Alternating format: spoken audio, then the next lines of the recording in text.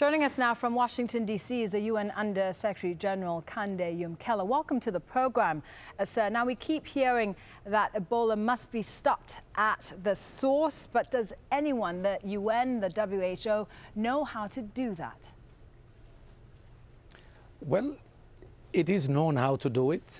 We have to intensify contact tracing. We have to intensify isolation and treatment, but at the same time, even greater awareness about what people should do and shouldn't do. But as David Nabarro has said, we need massive support. We need a surge in support in terms of deploying experts on the ground and also providing necessary facilities for isolation and treatment.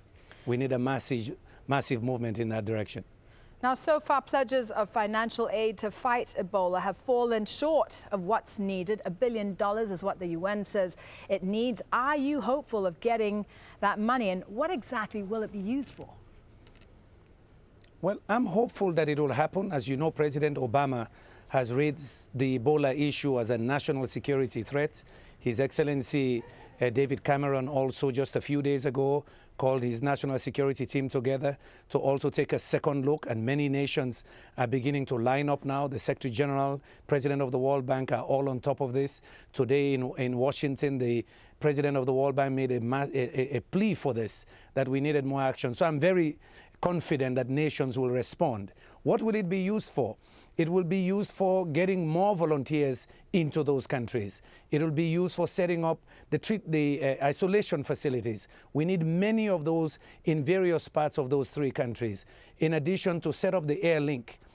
That air link is going to be crucial for people to volunteer, because then they have confidence that they could be taken out.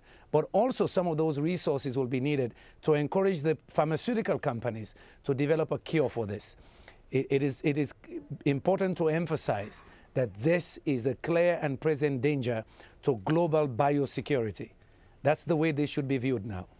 Now, we've heard the US, the UK to implement Ebola screening at airports and Eurostar train stations, among other things. But the Ebola virus can take a while to incubate, and these screening measures might actually miss cases, mightn't they, as we saw in the US with that Liberian man who died from Ebola. Is anyone considering banning travel completely from the worst affected West African countries? I think that would be the worst thing to do. You don't ban travel in those countries. You put in surveillance systems. I think by banning travel to those countries or from those countries, you're really, in a way, penalizing them, and you will make a medical or health crisis become even a major economic, financial, and security problem. If you ban travel to or from those countries, you're really in a way trying to force their economies to shrink. I don't think that's what we did for SARS. That's not what we did for H1N1.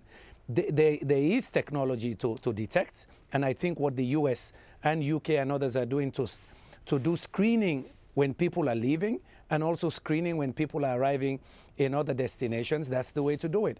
I think banning will be totally uncalled for, and it will be punitive. Sir, thank you very much for speaking to us.